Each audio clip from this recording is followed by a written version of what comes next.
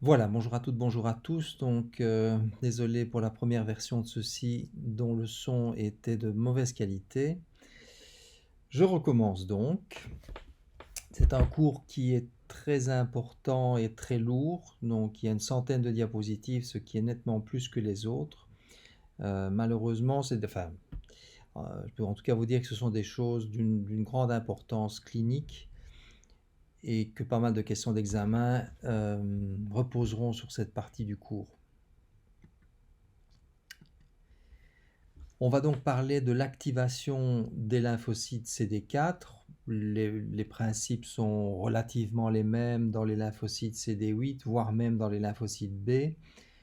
J'ai choisi ceux-ci parce que c'est eux qui pilotent en quelque sorte la réponse immunitaire, notamment par leur production d'interleukine 2. Donc, cette activation implique un input sur une métaphore un petit peu d'ordinateur, donc l'interaction du TCR avec le complexe peptide CMH qui va permettre la transcription de nombreux gènes, mais un gène est absolument essentiel à la réponse immunitaire, c'est lui qui va soutenir la prolifération des lymphocytes T, mais également des lymphocytes B. C'est un véritable facteur de croissance du système immunitaire, c'est l'interleukine 2.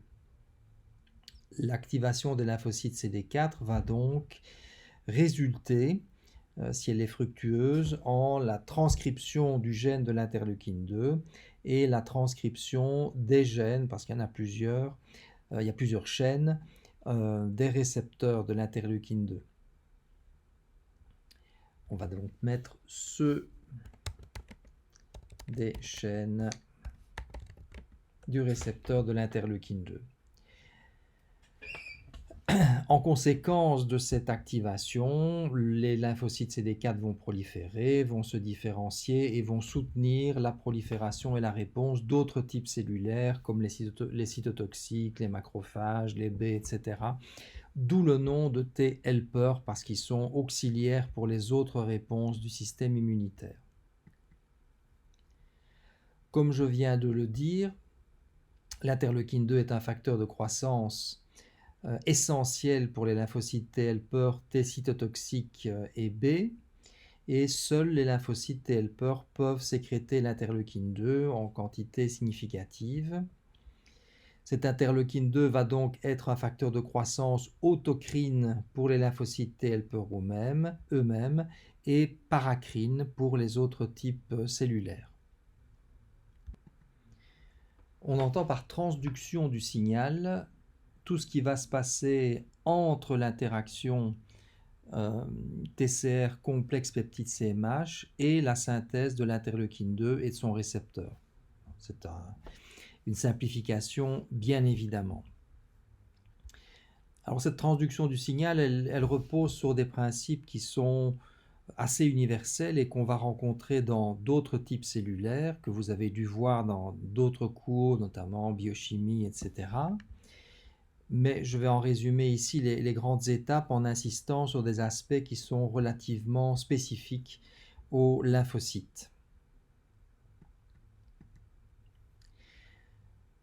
La première chose, c'est donc cette interaction entre le TCR et le peptide présentée par la molécule du complexe majeur d'histocompatibilité de classe 2. L'engagement de CD4 qui va stabiliser l'interaction, mais qui, vous allez le voir, intervient également dans la signalisation. Cette interaction va aboutir à une phosphorylation des tyrosines présentes au niveau des itames. Souvenez-vous ce que sont les itames, ce sont des régions, des parties intracytoplasmiques des différentes chaînes du complexe CD3. Ces itames contiennent des atomes contiennent des acides aminés, donc des tyrosines, en position tout à fait canonique. Et c'est la phosphorylation de ces itames qui va permettre de poursuivre la chaîne d'activation vers l'intérieur de la cellule et la transcription des gènes.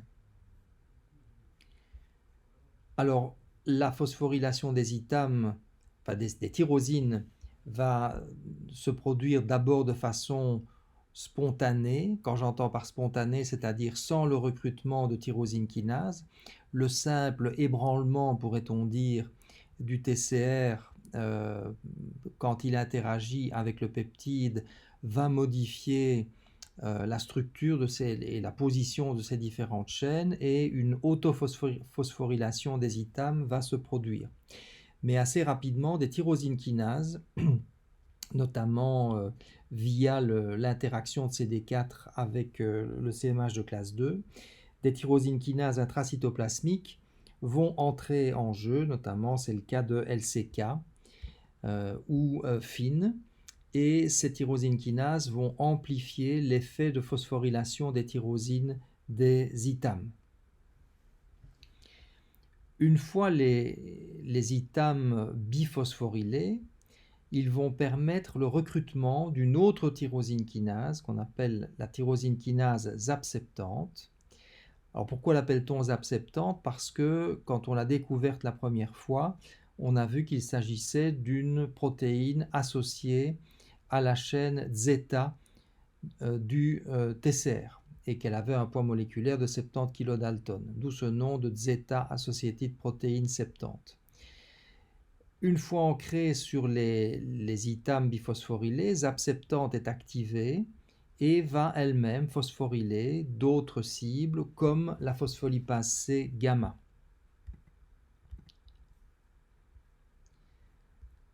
C'est ce qui est représenté ici, donc la fixation de ZAP70 sur les itames biphosphorylés, ce petit P jaune que vous avez ici, ça symbolise la biphosphorylation des itames, en partie par autophosphorylation, en partie grâce à l'aide de LCK, qui elle-même est associée à CD4. Cette biphosphorylation recrute ZAP70 qui est activée, et en réponse à cela, ZAP70 va phosphoryler la phospholipase C gamma, qui elle-même va être activée grâce à cette phosphorylation. Vous voyez, c'est un peu comme un système de dominos qui se renversent les uns sur les autres en propageant la chaîne d'activation. Une fois cette phospholipase C gamma, elle va, à partir d'un lipide membranaire qu'on appelle PIP2, elle va produire de l'inositol triphosphate et du diacylglycérol. Ces deux messagers intracellulaires ont chacun un grand rôle dans la propagation du signal d'activation. L'IP3, inositol triphosphate, va provoquer une augmentation de la concentration de calcium dans le cytoplasme. Cette augmentation de calcium va d'abord se faire à partir de stocks de calcium à l'intérieur du réticulum endoplasmique. Et puis, une fois que le réticulum endoplasmique va être vide, ce qui arrive assez rapidement, il va envoyer des signaux au niveau de la membrane cytoplasmique qui va ouvrir des canaux calciques pour que l'augmentation de la concentration soit plus marquée. Alors vous avez ici le caractère très rapide et très ample de cette augmentation de la concentration de calcium dans le cytoplasme après l'activation d'un lymphocyte T qu'on peut obtenir en ajoutant un anticorps qui va aller se fixer sur une zone relativement constante du TCR et ainsi aboutir à cette augmentation de la concentration de calcium. Que va faire le calcium ? Il va se fixer à une protéine appelée calmoduline. Le cal de calmoduline vient de calcium. Une fois la calmoduline chargée de calcium, elle va à son tour activer une enzyme qui est une phosphatase et non pas une kinase, appelée calcineurine. On retrouve chaque fois la référence au calcium. Cette calcineurine va permettre la translocation nucléaire d'un facteur transcriptionnel appelé NFAT, tout simplement parce qu'à l'état de repos, si je puis dire, NFAT est phosphorylé. Je vais vous montrer un petit schéma si j'arrive à le trouver. Voilà, prenons ceci par exemple. Donc à l'état de repos, NFAT est phosphorylé. Et cette phosphorylation empêche la translocation dans le noyau. Une fois le calcium fixé sur la calmoduline, cette dernière va activer la calcineurin, qui est une phosphatase, qui va retirer ce groupement phosphate et permettre à NFAT d'entrer dans le noyau et d'exercer son activité de facteur transcriptionnel sur le gène de l'interleukine 2. Alors j'ai ajouté ceci par rapport au diaporama de l'année dernière. Il y a en fait plusieurs facteurs NFAT. Ceux qu'on trouve au niveau des lymphocytes T sont les facteurs NFAT1, NFAT2, peu importe. Alors souvenez-vous, il y a un autre messager qui est produit à partir de ce lipide membranaire et sous l'activité de la phospholipase C gamma, c'est le diacylglycérol. Alors que fait le diacylglycérol? Il va activer, pour autant qu'une concentration suffisante de calcium soit présente, il va activer une protéine kinase C qui, dans les lymphocytes T, est la protéine kinase C θ. Et cette protéine kinase C θ va elle aussi intervenir dans la translocation nucléaire d'un facteur transcriptionnel. Mais il ne s'agit plus de NFAT, il s'agit du facteur transcriptionnel NF-κB. Alors, comment la régulation se passe-t-elle? Donc vous avez ici NF-κB. Donc NF-κB, c'est cet hétérodimère P50, P65. Donc il y a différentes formes de NF-κB qui sont possibles. La plus classique est l'hétérodimère P50, P65. Lui, il est séquestré dans le cytoplasme, non pas par une phosphorylation, mais par la présence d'une protéine inhibitrice, qui, tant qu'elle est associée à l'hétérodimère P50, P65, va empêcher la translocation nucléaire. On appelle cette protéine inhibitrice IκB alpha, ou IκB tout court si vous voulez. Ce que va faire la stimulation du TCR, mais aussi des TLR, puisque NF-κB il est tout à fait ubiquiste, c'est-à-dire qu'il intervient à la fois dans les cellules de l'immunité adaptative que dans les polynucléaires neutrophiles par exemple.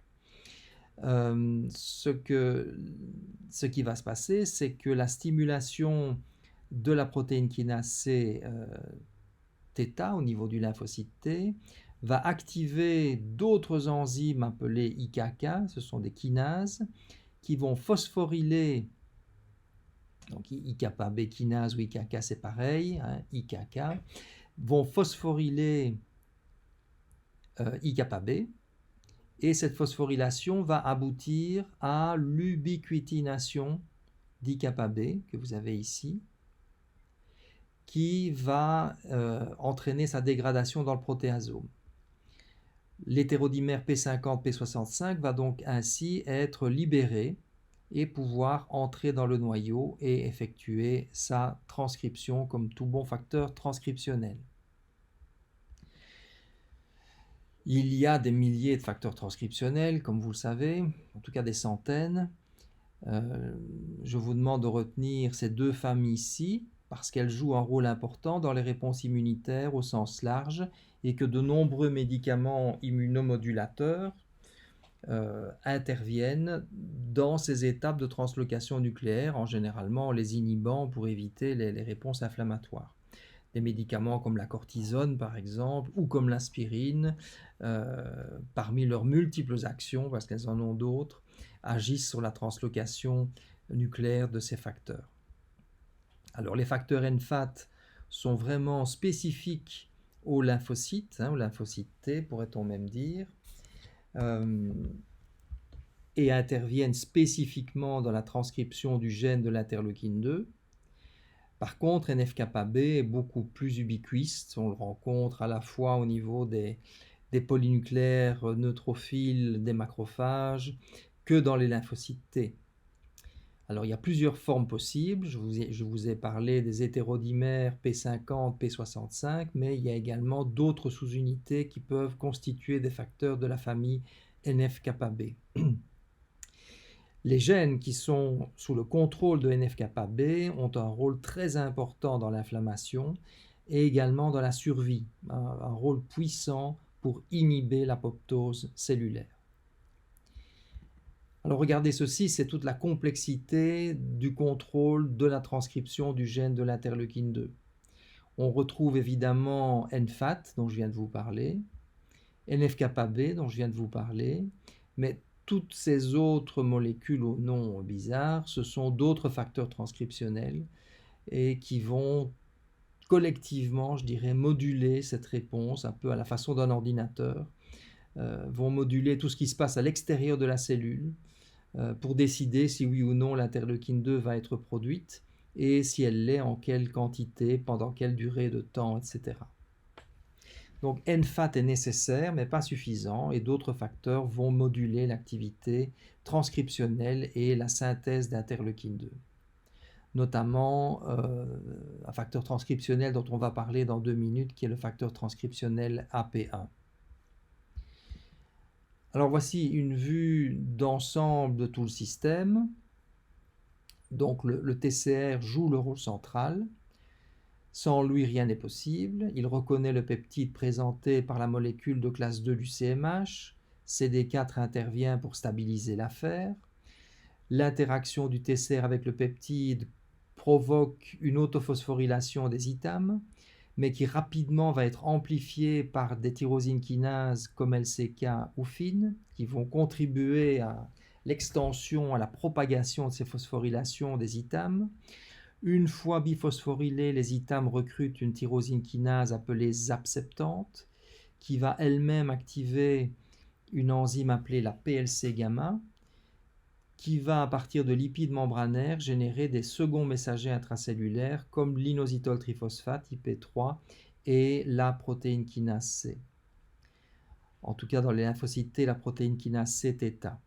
IP3 augmente la concentration de calcium dans la cellule à partir de stocks intracytoplasmiques, c'est ce qui est symbolisé ici, et puis assez rapidement à partir de la membrane.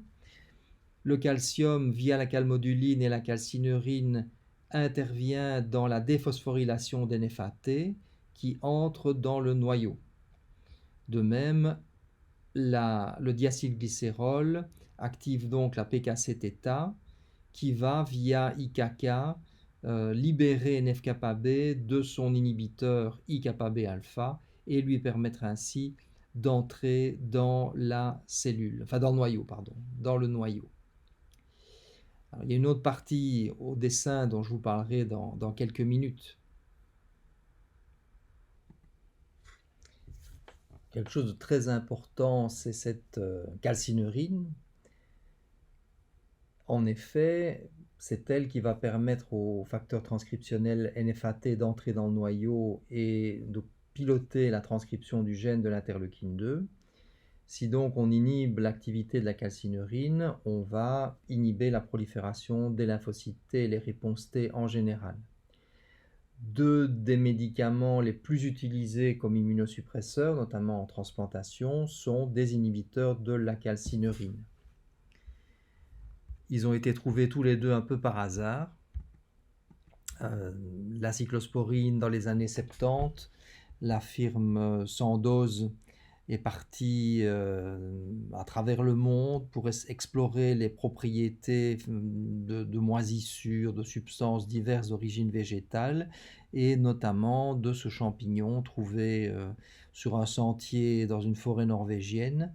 Et il s'est avéré que ce champignon contenait une substance puissamment immunosuppressive, c'était la cyclosporine, un inhibiteur de calcinurine. J'ai fait une photo ici du répertoire commenté des médicaments qui reprend tous les médicaments utilisés aujourd'hui, je dirais, et vous avez ici la cyclosporine avec ses différentes marques utilisées pour le traitement notamment pour éviter le rejet des greffes, mais également dans d'autres indications très larges en immunopathologie.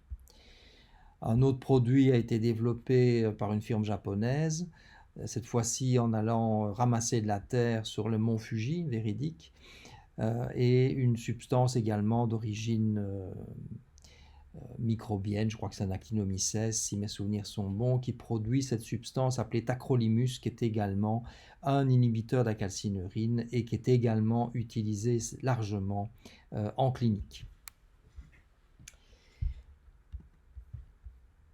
Alors, on considère que les lymphocytes T naïfs ne peuvent pas être activés par le seul engagement du TCR. C'est en partie vrai pour les cellules expérimentées, mais c'est particulièrement vrai pour les lymphocytes T naïfs. Même si le TCR interagit avec un complexe peptide CMH avec une certaine affinité, voire même une affinité certaine, on considère que ce n'est pas suffisant pour que l'activation se produise. Un deuxième signal est nécessaire, voire même plusieurs signaux.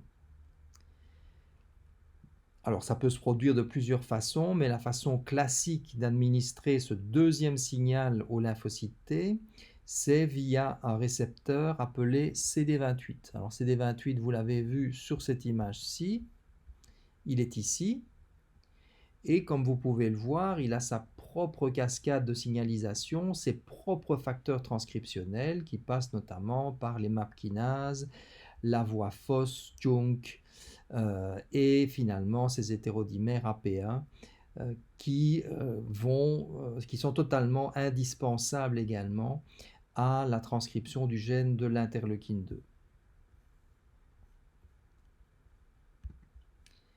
Si vous avez le signal 1, c'est-à-dire TCR peptide, CMH, et le signal 2 qui passe par le CD28, vous aurez en effet une activation. Si par contre vous avez le signal 1 mais que vous n'avez pas ce signal 2, non seulement il n'y a pas d'activation, mais le lymphocyte T va en quelque sorte se bloquer, se mettre en mode repos de façon prolongée, et c'est ce qu'on appelle une anergie. Si par contre vous avez uniquement le signal 2 sans signal 1, ça n'aura aucun effet durable sur la fonction du lymphocyte T.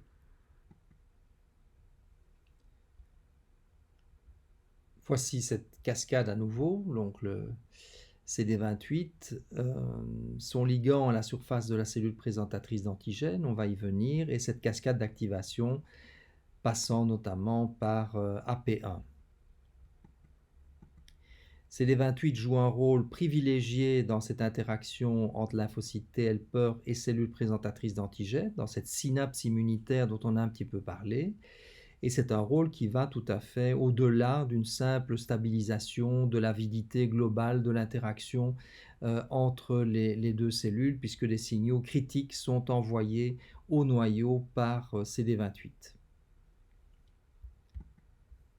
Les ligands de CD28, ce sont des molécules qu'on a d'abord appelées B7-1 et B7-2. Selon la nouvelle nomenclature CD80, CD86, on va considérer que c'est la même chose globalement. Hein. Il y a des différences, mais on va les ignorer ici. Donc considérer que CD80, CD86 sont les ligands de CD28. Ce sont des molécules qu'on trouve uniquement sur les cellules présentatrices d'antigènes professionnels telles que les macrophages, les cellules dendritiques et les lymphocytes B. Ce sont des molécules de la superfamille des immunoglobulines. Reconnaissez cette symbolique avec les ponts disulfure intracaténaires. Et ils vont donc interagir avec CD28 que vous avez ici. Ce qui est intéressant de noter, c'est que CD28 il est présent sur les lymphocytes T au repos, ainsi que sur les lymphocytes T activés. Alors que les molécules B7 sont présentes notamment sur les cellules actives, sur les macrophages activés, les lymphocytes B activés et sur les cellules dendritiques de façon constitutive, mais avec une certaine amplification malgré tout par l'activation, on va y venir. À quoi sert un système aussi sophistiqué ? Ce système à deux signaux, on peut dire, sans être trop simpliste, que ça permet d'éviter les phénomènes auto-immuns. Et en quelque sorte, le fait que les cellules présentatrices d'antigènes modulent leur expression de ces ligands CD80, CD86 va donner une sorte de contextualisation.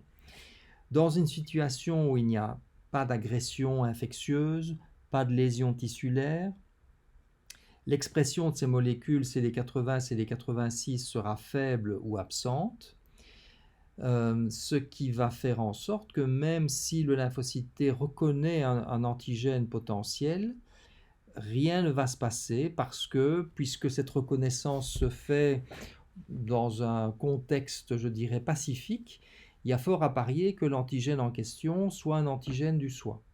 Ça ne va donc pas générer de réponse. Si par contre cette même reconnaissance se fait alors qu'il y a une surexpression des molécules CD80, CD86, c'est parce que vraisemblablement il y a un contexte de PAMP ou de DAMP qui, via des récepteurs de l'immunité naturelle, pousse la cellule présentatrice d'antigènes à exprimer fortement ces récepteurs CD80, ces ligands CD80, CD86. Ça fait un peu, on avait parlé des adjuvants, je pense, dans le 4e cours, c'est un peu ça le principe, hein. Si vous synthétisez une protéine infectieuse en laboratoire et qu'elle est très très propre, si vous l'injectez à un patient, il y a fort à parier que la réponse immunitaire va être assez médiocre parce que justement, vos cellules présentatrices d'antigènes ne vont pas être très stimulées par des TLR notamment, et donc l'expression de CD80, CD86 sera faible. Le but de l'adjuvant, c'est précisément de créer un faux contexte infectieux en mimant en quelque sorte avec votre adjuvant l'effet des PAMP. Toutes les cellules présentatrices d'antigènes ne sont pas égales en ce qui concerne l'expression de ces molécules B7-1, B7-2. Si on considère les macrophages et les lymphocytes, elle est nulle sur les cellules non activées, elle va augmenter après activation. Pour les cellules dendritiques, il existe une expression constitutive, mais qui va malgré tout, c'est pas mis sur la dia, mais qui va malgré tout être accrue par la stimulation et la maturation de ces cellules dendritiques. Juste pour rappeler, ceci en est l'illustration, que les cellules dendritiques sont des cellules présentatrices d'antigènes très efficaces pour activer les lymphocytes T helper naïfs, plus efficaces que les autres types de cellules présentatrices d'antigènes.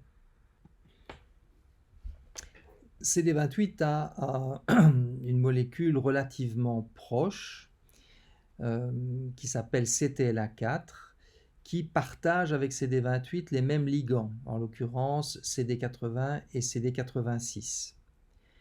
Mais CTLA4 a un effet totalement opposé à celui de CD28. En effet, quand CTLA4 reconnaît ses ligands, CD80, CD86, CTLA4 envoie à la cellule un signal inhibiteur. Alors, à la différence de CD28 qui est présent sur les cellules au repos, CTLA4 n'est exprimé qu'après l'activation et va jouer un rôle dans le retour au niveau de base, une sorte d'homéostasie. Comment CTLA4 parvient-il ou parvient-elle à cet effet? Eh bien parce que l'affinité de CTLA4 pour CD80, CD86 est plus grande que celle de CD28 pour ces mêmes molécules. Donc d'une certaine façon, CTLA4 va chasser CD28 et va monopoliser CD80, CD86 tout en envoyant des signaux négatifs à la cellule. Ça va donc terminer l'activation et faire en sorte que l'activation de la cellule naïve soit la plus brève possible.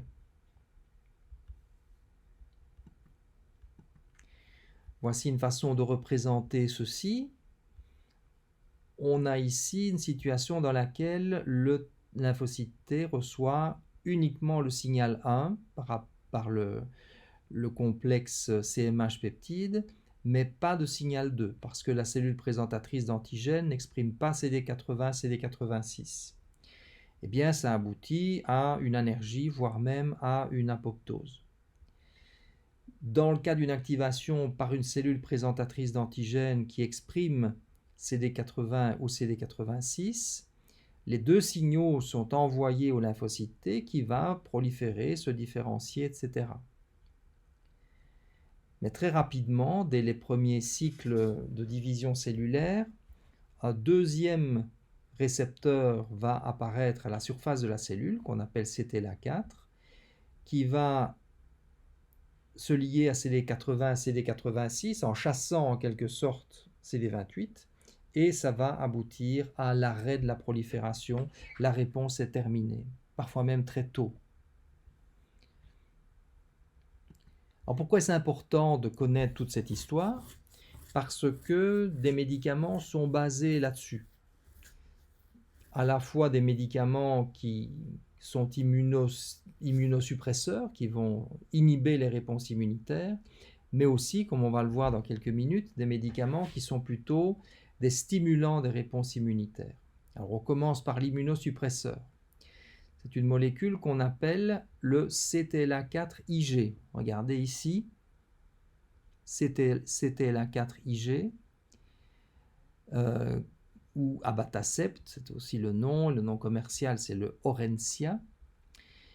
En fait, c'est du CTLA4 soluble, mais qu'on a un petit peu modifié pour augmenter sa stabilité dans le plasma et sa durée de vie, pour ne pas devoir se l'administrer tous les jours. On a en fait remplacé les parties intracytoplasmiques de ce récepteur. Au départ, c'est un récepteur, CTLA4, et on a remplacé ça par la partie constante d'une immunoglobuline, d'où le nom CTLA4-IG. Les propriétés du médicament ne dépendent en rien de cette partie-ci, elle est là uniquement pour stabiliser le produit. Alors que va faire CTLA4-IG? Elle va aller recouvrir le CD80, CD86 de la cellule présentatrice d'antigènes et faire en sorte que le deuxième signal ne puisse pas être délivré au lymphocyte T, qui va ainsi arrêter de proliférer, voire même dans certains cas entrer en apoptose, puisqu'il n'y a que le premier signal qui est prodigué. On sera un petit peu dans ce modèle-ci chez un patient traité par abatacept. Alors vous allez me dire, est-ce que ça ne pose pas des problèmes? Est-ce qu'il ne va pas y avoir des infections à répétition, etc. C'est possible. Donc il y a un risque infectieux non négligeable, mais il est plus faible qu'avec des médicaments qui vont bloquer tous les lymphocytes T, comme la cyclosporine par exemple, ou la cortisone, parce qu'on ne va bloquer que les lymphocytes T qui sont en train de recevoir le signal numéro 1 au moment où le médicament est donné, notamment dans le cadre d'une maladie auto-immune. Mais bien évidemment, il y a un risque infectieux, c'est certain. Deuxième médicament qui s'appuie sur ces propriétés de CTLA4, cette fois-ci un médicament qui active le système immunitaire, c'est un anticorps qui va se fixer sur CTLA4.